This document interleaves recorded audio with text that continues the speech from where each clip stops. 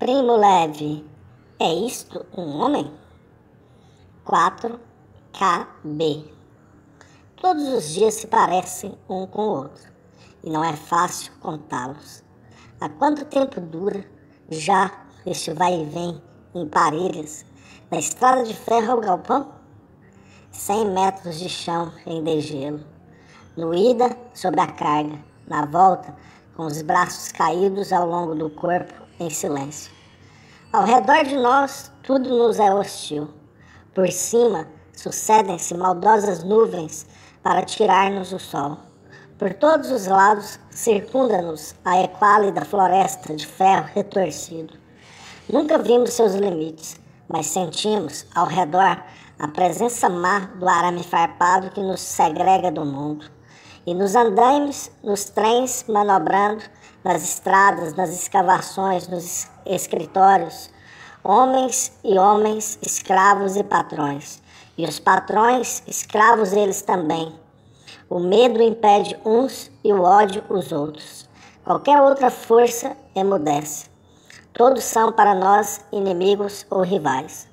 Não, realmente, hoje, neste meu companheiro de carga, eu não sinto um inimigo nem um rival. Ele é Nu Artsen. Chama-se apenas assim, 018. Os 3 algarismos finais da sua matrícula. Como se todos tivessem compreendido que só os homens têm direito ao nome e que Nu Artsen já não é um homem. Imagino que até ele próprio tenha esquecido seu nome. Em todo caso, comporta-se como se fosse assim. Quando fala, quando olha, dá a impressão de estar interiormente oco. Nada mais do que um invólucro, como certos despojos de insetos que encontramos na beira dos pântanos, ligados por um fio às pedras e balançados pelo vento. Nu Artsen é muito jovem, o que representa grave perigo.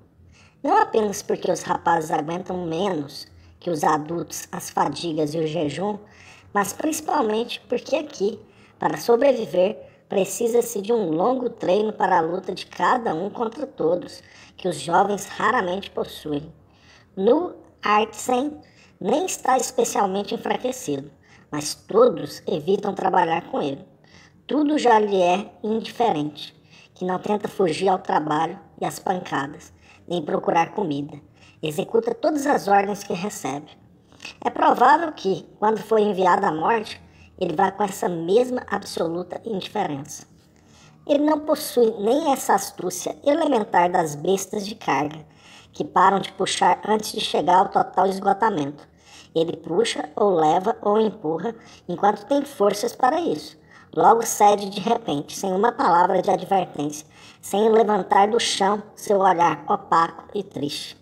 Lembra-me os cachorros de trenós dos livros de London, que fazem força até o último alento e caem mortos na trilha. E já que todos nós, pelo contrário, procuramos de qualquer jeito evitar a fadiga, Nu Artsen é o que trabalha mais que todos. Por isso, e porque é um companheiro perigoso, ninguém quer trabalhar com ele. Por outro lado, ninguém quer trabalhar comigo, porque sou fraco e desajeitado. Assim, acontece seguidamente que nos encontramos juntos. Enquanto, de mãos vazias, retornamos uma vez mais do galpão, arrastando os pés, uma locomotiva dá um apito curto e nos corta o caminho. Contentes pela pausa inevitável, Nu Artsen e eu nos detemos, curvos e esfarrapados. Esperamos que os vagões acabem seu lento desfile. Deutsche Reichsbahn, SNCF. 2 enormes vagões russos com a foice e o martelo meio apagados. Deutsche Reichsbahn. Logo Cavalli 8, Uomini 40, Tara, Portara, um vagão italiano. Subir lá num canto bem escondido no meio do carvão, ficar calado e imóvel na escuridão, escutando o ritmo interminável dos trilhos, mais forte do que a fome e o cansaço, até que, de repente, o trem pare, e eu sinto o ar tépido e o cheiro do feno, e possa sair ao sol. então deitar no chão e beijá-lo, como se lê nos livros, com o rosto na grama. E passaria uma mulher e perguntaria em italiano: "Ti sei?" Eu responderia em italiano. Ela compreenderia e me daria comida e abrigo. Ela não acreditaria nas coisas que eu contasse. Então eu mostraria o número tatuado no braço. E então, acabou-se. Passou o último vagão. E como ao levantar do pano no teatro, lá está, diante de nossos olhos, a pilha de suportes de ferro, o capo de pé em cima da pilha, de cacete na mão, os companheiros macilentos que vão e vêm em parelhas. Ai de quem sonha, o instante no qual, ao despertar, retomamos consciência da realidade. É como uma pontada dolorosa. Isso, porém, raras vezes nos acontece. E os nossos sonhos não duram. Somos apenas uns animais cansados. Mais uma vez, estamos ao pé da pilha. Misha e o Galiacino levantam o suporte e o colocam rudemente em nossos ombros. Sua tarefa é a menos cansativa, portanto, ostentam zelo a fim de conservá-la. Chamam os companheiros mais lentos, incitam, exortam, impõem ao trabalho um ritmo insustentável. Isso me revolta, mas bem sei que é conforme a regra. Os privilegiados oprimem os não privilegiados. Na base desta lei, sustenta-se a estrutura social do campo. É a minha vez de caminhar na frente. O suporte é pesado, porém curto, de modo que, a cada passo, sinto os pés de Nu Artsen tropeçando nos meus. Ele é incapaz de acompanhar o meu andar, ou não se importa. 20 passos, chegamos ao trilho. Há um cabo a transpor. A carga está mal colocada. Não dá, vai resvalando do ombro. 50 passos, 60. A porta do galpão. Mais um trecho igual, e largaremos a carga. Não dá mais. O suporte pesa, todo no meu braço. Não aguenta a dor e o esforço. Grito, tento virar-me, apenas em tempo de ver Nu Artsen, que tropeça e larga tudo. Se eu tivesse a minha agilidade de antes, poderia pular fora. Pelo contrário, aqui estou, no chão, os músculos contraídos, o pé ferido, apertado entre as mãos, cego de dor. A quina de ferro golpeou o dorso do meu pé esquerdo. Durante 1 minuto, tudo se apaga na vertigem da dor. Quando consigo olhar ao meu redor, Nu Artsen ainda está ali de pé, nem se mexeu. As mãos enfiadas nas mangas, não diz uma palavra.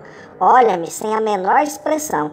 Chegam Misha e o Galiciano. Falam entre si em Yiddish.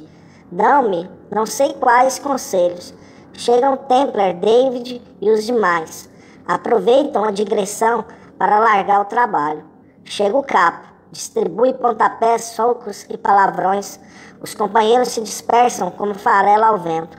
Nu Artsen leva uma das mãos ao nariz. Retira-a ensanguentada. Olha em silêncio. Eu só recebo 2 bufetadas na cabeça. Dessas que não doem. Apenas tontei um pouco. O episódio está encerrado. Verifico que, bem ou mal, me aguento em pé. O osso não deve estar quebrado. Não me animo a tirar o sapato, com medo de reavivar a dor. E também porque sei que depois não poderia tornar a pô-lo. O pé vai inchar. O capo manda-me substituir o Galiciano na pilha. Este, olhando-me carrancudo, vai tomar seu lugar junto a Nu Artsen. Mas já passam os prisioneiros ingleses. Está quase na hora de voltarmos ao campo. Durante a marcha, esforço-me por andar depressa, mas não consigo manter o ritmo dos outros. O capo designa Nu Artsen e Finder para me sustentarem até passarmos à frente dos SS. E por fim, sorte, esta noite não há chamada. Chego ao bloco, posso jogar-me no beliche e tomar fôlego. Ou por causa do calor, ou pelo cansaço da caminhada, a dor voltou. E com ela, uma estranha sensação de umidade no pé ferido. Tiro o sapato, está cheio de sangue já coagulado, grudado ao barro e aos farrapos do pano que achei 1 mês atrás e que uso para entrouxar os pés. Um dia o pé direito, no dia seguinte o pé esquerdo. Hoje à noite, depois da sopa, irei ao KB. KB é a sigla do Krankenbau, a enfermaria. 8 blocos, iguais aos do campo, porém isolados por uma cerca de arame farpado. Eles contêm constantemente 1/10 da lotação do campo. Poucos, porém, param lá, mais de 2 semanas e ninguém mais de 2 meses. Nesse prazo, a regra é ficar bom ou morrer. Quem tende a ficar bom é curado no KB. Quem tende a piorar, do KB é mandado às câmaras de gás. Tudo isso porque nós, por sorte, pertencemos à categoria dos, abre aspas, judeus economicamente úteis, fecha aspas. Nunca estive no KB, nem no ambulatório. Aqui, tudo é novidade para mim. Os ambulatórios são 2, médico e cirúrgico. À frente da porta, na noite e no vento, estão 2 longas filas de sombras. Alguns necessitam apenas de um curativo ou de um comprimido. Outros pedem visita médica. Há os que têm a morte na cara. Os primeiros das 2 filas já estão descalços e prontos para entrar. Os demais, à medida que se aproxima a sua vez, dão um jeito para, no meio da gente, soltarem os cordões e os arames dos sapatos e para tirarem, sem rasgá-los, os preciosos panos para os pés. Não cedo demais para não ficarem inutilmente descalços no barro. Não muito tarde para não perderem a vez, já que entrar de sapatos no KB é rigorosamente proibido. Quem cuida para que a proibição seja respeitada é um gigantesco Raftlin francês, que mora na casinhola entre as portas dos 2 ambulatórios. É um dos poucos funcionários franceses do campo. Passar o dia entre sapatos barrentos e esfarrapados não é pequeno privilégio. Basta pensar em quantos entram no KB de sapatos e saem sem precisar mais deles. Quando chega a minha vez, consigo milagrosamente tirar os sapatos e os panos sem perder nenhum nem o outro, sem deixar que me seja roubada a gamela nem as luvas, e sem perder o equilíbrio, embora sempre segurando na mão o boné que dentro dos blocos não se pode manter na cabeça por motivo algum. Entrego os sapatos no depósito e retiro o correspondente recibo. Logo, descalço e claudicante, as mãos ocupadas com todas as minhas pobres coisas que não posso largar em parte alguma, sou admitido no interior e paro atrás de outra fila, que termina na sala de visitas. Nesta fila, a gente se despe, pouco a pouco. Antes de chegar, deve-se ficar nu, para que o enfermeiro nos ponha o termômetro sobre a axila. Se alguém ainda está vestido, perde seu turno e volta ao fim da fila. A temperatura é tomada a todos, ainda que tenham vindo por causa de sarna ou de dor de dentes. Assim, sabe-se que quem não estiver seriamente doente não se submeterá por capricho a este complicado ritual. Chega por fim minha vez. Sou admitido à frente de um médico. O enfermeiro retira o termômetro e me apresenta. Número 174-417. Kein Fieber, sem febre. Para mim, não há necessidade de um exame minucioso. De imediato, sou declarado Artsorvomelder, que não sei o que quer dizer, e este não é lugar onde pedir esclarecimentos. Mandam-me embora, recupero os sapatos e volto ao bloco. Chen congratula-se comigo. Tenho uma boa ferida. Ela não parece perigosa e me garante um período razoável de descanso. Passarei a noite no bloco com os demais. Amanhã, porém, em vez de ir ao trabalho, deverei reapresentar-me aos médicos para a visita definitiva. Artsvomelder significa isso. Schein tem prática dessas coisas e acha provável que amanhã eu seja admitido ao KB. Chen é o meu companheiro de cama. Tenho absoluta confiança. Ele é polonês judeu devoto, estudioso da lei. Tem mais ou menos a minha idade, é relojoeiro e aqui na fábrica trabalha como mecânico de precisão. É um dos poucos, portanto, que mantém a dignidade e autoconfiança de quem pratica uma arte para a qual está preparado. Assim é, Depois da alvorada e da distribuição do pão, sou chamado junto com mais 3 do meu bloco. Levam-nos a um canto da Praça da Chamada, onde já espera uma longa fila. Todos os Arts von Milder de hoje. Logo aparece um sujeito que me tira a gamela, colher, boné e luvas. Os demais riem. Eu não sabia que devia escondê-los ou confiá-los a alguém. Ou melhor que tudo, vendê-los. Não sabia que no KB é proibido levá-los? Logo olham meu número e meneiam a cabeça. De alguém com número tão alto, pode-se esperar qualquer tolice. Contam-nos, mandam despir-nos, fora, no frio, tiram-nos os sapatos, contam-nos novamente, raspam-nos barba, cabeça e pelos, contam-nos mais uma vez, fazem-nos tomar ducha. Logo vem um SS, olha-nos displicente, detém-se à frente de um companheiro que tem uma volumosa hidrocele, manda que fique à parte. Mais uma vez nos contam, mais uma vez nos dão uma ducha, apesar de estarmos molhados ainda da anterior e de haver entre nós quentirite de febre. Agora sim, estamos prontos para a visita definitiva. Pela janela vejo o céu claro e, por momentos, o sol. Neste país, pode-se olhar direto para o sol, através das nuvens, como através de um vidro opaco. Julgando pela sua posição, deve ter passado das 2 da tarde. Sopa, adeus. Estamos de pé há 10 horas e nus às 6. Esta segunda visita médica é também rapidíssima. O médico veste roupa listrada como nós, mas por cima um guarda-pó branco, com seu número costurado, e está bem mais gordo do que nós.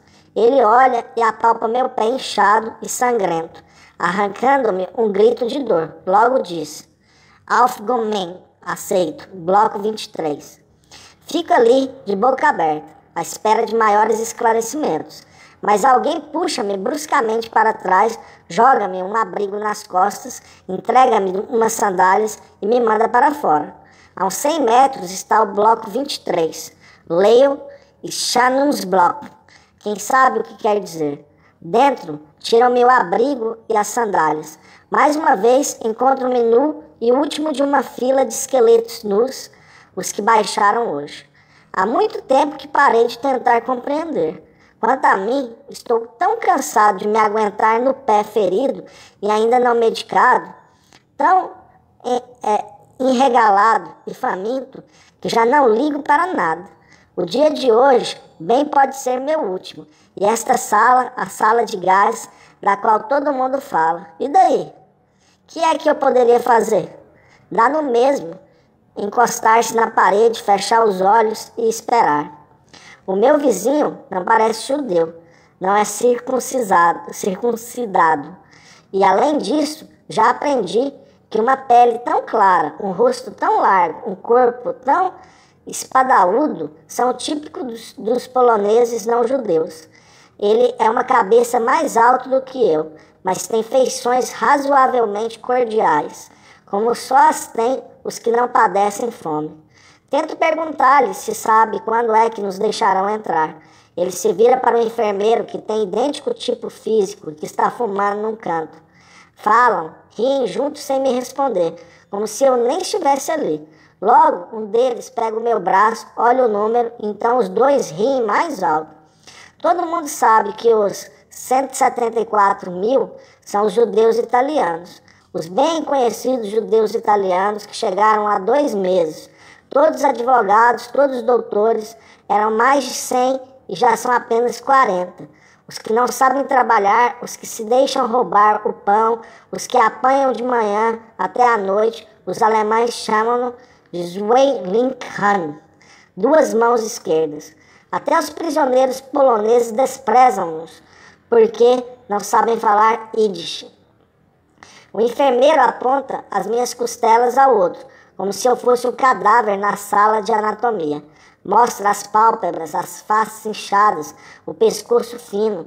Inclina-se, faz pressão com o dedo em minha canela, indicando a profunda cavidade que o dedo deixa na pálida carne, como se fosse cera. Desejaria não ter falado ao polonês. Parece-me que nunca sofri, na minha vida toda, insulto pior. O enfermeiro acabou sua demonstração em sua língua que não entendo e que me soa terrível. Dirige-se a mim e, em quase alemão, compassivamente, fornece-me uma síntese. Du Jud kaputt, du Israel crematorium fertig, tu judeu liquidado, tu em breve crematório acabado. Passaram algumas horas mais até que todos os doentes fossem admitidos, recebessem a sua camisa e fosse preenchida a sua ficha. Eu, como sempre, fui o último. Um sujeito de roupa listrada, bem novinha, perguntou onde é que eu nasci, qual era o meu trabalho quando civil, se tinha filhos, quais foram as minhas doenças, um monte de perguntas. Para quê?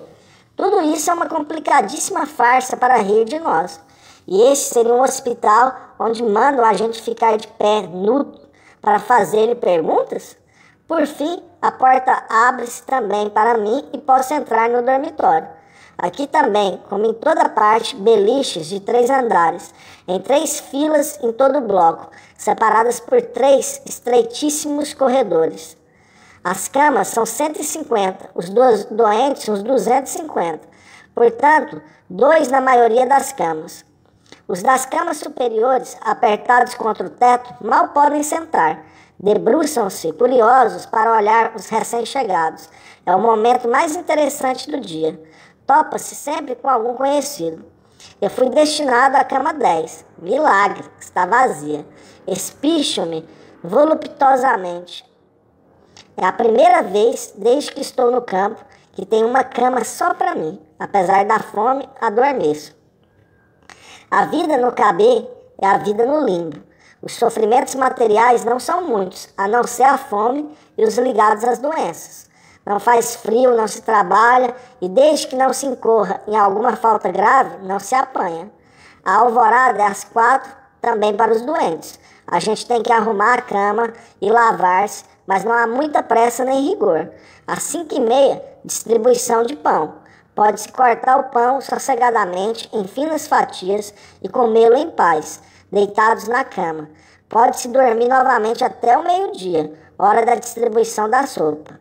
Até às 4 da tarde, Mittagsruhe, sexta. E a essa hora, frequentemente há visita médica e curativos. Devemos descer dos beliches, tirar a camisa e entrar na fila. Também o rancho da noite é distribuído junto às camas, após o que, às 9, apagam-se todas as luzes, a não ser a lâmpada velada do guarda, e é o silêncio. Pela primeira vez desde que estou no campo, a alvorada pega-me no meio de um sono profundo. Acordar é regressar do nada. Na hora da distribuição do pão, ouve-se de longe, no ar escuro, a banda de música que começa a tocar. São os companheiros sadios que saem, formados para o trabalho. Aqui no KB, mal se ouve a música. Chega-nos constante, monótono, o martelar do bumbo e dos pratos. Mas nesta textura, as frases musicais desenham-se só por momentos, ao capricho do vento. Entreolhamo-nos de uma cama a outra. Sentimos todos que essa música é infernal. As músicas são poucas, talvez uma dúzia. Cada dia as mesmas, de manhã e à noite. Marchas e canções populares caras a todo alemão. Elas estão gravadas em nossas mentes. Serão a última coisa do campo a ser esquecido. São a voz do campo, a expressão sensorial de sua geométrica loucura, da determinação dos outros em nos aniquilar. Primeiro como seres humanos, para depois matar-nos lentamente. Ao ecoar essa música, sabemos que os companheiros lá fora, na bruma, partem marchando como autômatos. Suas almas estão mortas e a música substitui a vontade deles. Leva-os como o vento leva as folhas secas. Já não existe vontade. Cada pulsação torna-se passo, contração reflexa dos músculos destruídos. Os alemães conseguiram isso. 10.000 prisioneiros, uma única máquina cinzenta, estão programados, não pensam, não querem, marcham. Na marcha de saída e na de regresso, nunca faltam os SS. Quem poderia negar-lhes o direito de assistir a essa coreografia que eles criaram, a dança dos homens apagados, pelotão após pelotão, voltando e indo em direção à bruma? Que prova mais concreta de vitória!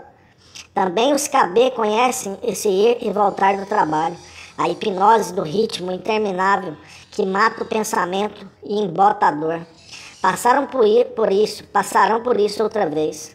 Era preciso, porém, sairmos do encantamento, ouvirmos a música de fora. Assim como ouvíamos no KB e como agora, escrevendo, a recrio em minha lembrança depois da libertação, do renascimento, já sem lhe obedecer, sem lhe ceder, para percebermos o que ela era, para compreendermos por qual deliberado motivo os alemães criaram esse ritual monstruoso e por que, ainda hoje, quando a memória nos restitui alguma dessas inocentes canções, o sangue gela em nossas veias e temos consciência de que regressar de Auschwitz não foi pequena sorte. Tenho 2 vizinhos de beliche. Jazem, dia e noite, lado a lado, pele contra pele, entrelaçados como os peixes do zodíaco, de modo que cada um deles tem os pés do outro ao lado da cabeça. Um deles é Walter Boom, holandês educado e de certa cultura. Ele repara que não tenho com o que cortar o pão, empresta-me a faca e logo propõe trocá-la por ração de pão. Regatei o preço. Acabo desistindo. Penso que aqui no KB sempre vou conseguir alguma emprestada. E fora daqui, as facas custam apenas 1/3 de ração. Nem por isso, Walter se abstém de sua cortesia. E ao meio-dia, depois de tomar a sopa, lambe a colher, o que é conveniente antes de emprestá-la para limpá-la e para não desperdiçar os restinhos de sopa ainda aderentes. E espontaneamente oferece. Ele pergunta: qual é a tua doença, Walter? Carpechavach, esgotamento orgânico. É a pior das doenças, ela não tem cura. É extremamente perigoso entrar no KB com este diagnóstico. Não fosse o edema dos tornozelos e ele os mostra que lhe impede de ir ao trabalho, nunca teria pedido baixa. Quanto a esse tipo de perigos, ainda tenho ideias confusas. Todos falam nisso indiretamente, por alusões. Se pergunto, olham-me e calam. É verdade, então, o que se ouve dizer de seleções de gás de forno crematório? Crematório. O outro, o vizinho de Walter, acorda sobressaltado, endireita-se. Quem fala em crematório? Que é que há? Não podem deixar a gente dormir em paz? Ele é um judeu polonês, albino, com o rosto magro e benévolo. Já passou da juventude. Chama Schumleck, é ferreiro. Walter brevemente o informa.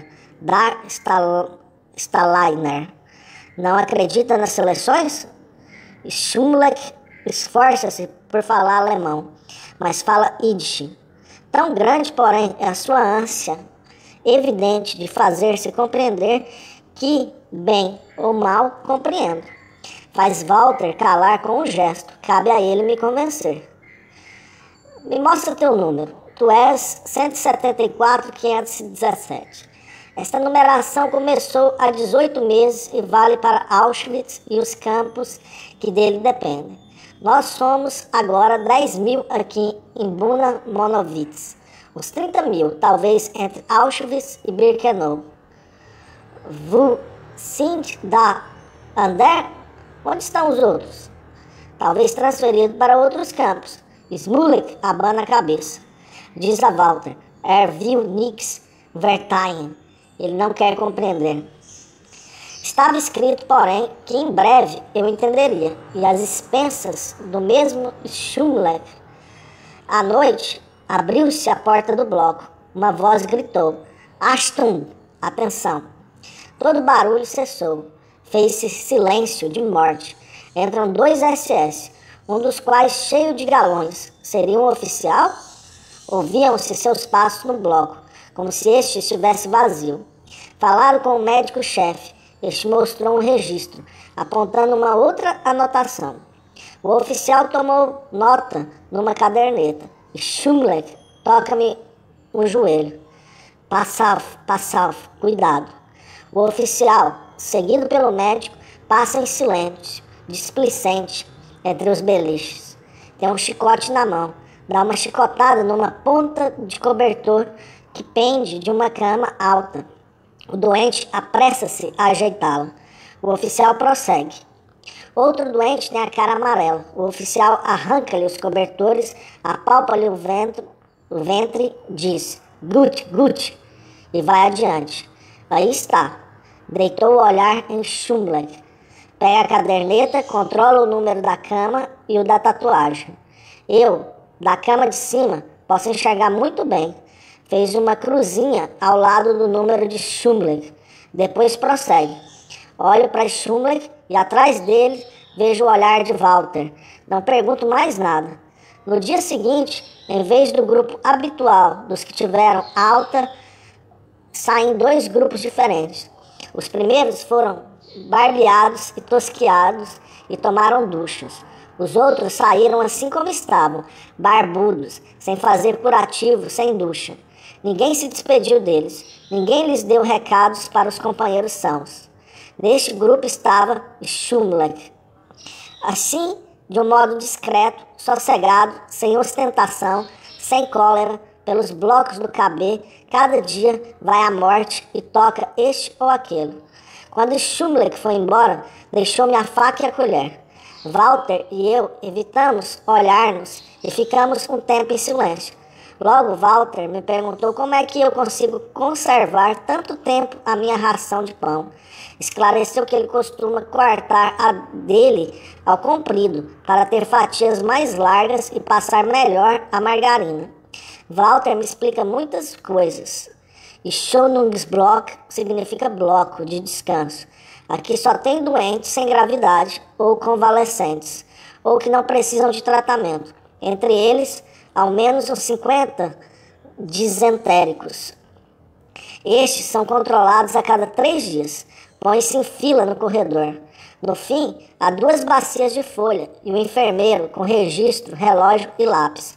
Os doentes apresentam-se 2 a 2 e têm que mostrar ali imediatamente que a diarreia continua. Dispõem exatamente de 1 minuto, após o qual exibem o resultado ao enfermeiro, que olha e julga. Lavam depressa as bacias numa cuba e isso destinada, e já vem os seguintes. Entre os que esperam, aos que retorcem no esforço de reter o precioso testemunho ainda 20, ainda 10 minutos. Outros, sem recursos nesse instante, forçam veias e músculos no empenho oposto. O enfermeiro assiste, impassível, mordiscando o lápis, um olhar ao relógio, outro às amostras que lhe vão sendo apresentadas. Nos casos duvidosos, leva a bacia ao médico para que o examine. Recebi uma visita. É o Piero Sonino, de Roma.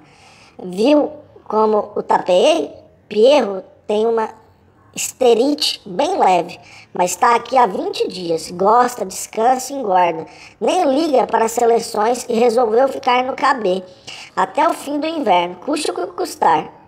Seu método é o de colocar-se na fila atrás de um desentérico autêntico que apresente garantia de êxito e na hora H pedir sua colaboração a ser remunerada com pão ou com sopa. Se o camarada concorda e o enfermeiro se descuida por um instante, Piero troca as bacias, aproveitando essa confusão de gente e pronto. Bem sabe o risco que corre, mas até agora sempre se saiu bem. A vida do KB, porém, não é essa. Não está nos instantes cruciais das seleções, nem nos episódios grotescos dos controles de diarreias e piolhos, nem nas próprias doenças. O KB é o campo livre do sofrimento físico. Por isso, quem ainda possui um germe de consciência, recupera essa consciência. Por isso, nos eternos dias vazios, a gente não fala apenas de fome e de trabalho. Chegamos a considerar como nos transformaram, o quanto nos tiraram, o que é a nossa vida. Neste KB, parêntese, de relativa paz, aprendemos que a nossa personalidade corre maior perigo que a própria vida. Os antigos sábios, em vez de exortar, abre aspas, lembra-te que vais morrer, fecha aspas, deveriam ter recordado este outro maior perigo que nos ameaça. Se do interior do campo uma mensagem tivesse podido filtrar até os homens livres, deveria ter sido esta: procurem não aceitar em seus lares o que aqui nos é imposto. Quando se trabalha, se sofre, não há tempo de pensar. Nossos lares são menos que uma lembrança. Aqui, porém, o tempo é nosso, de beliche para beliche, apesar da proibição. Nos visitamos e falamos.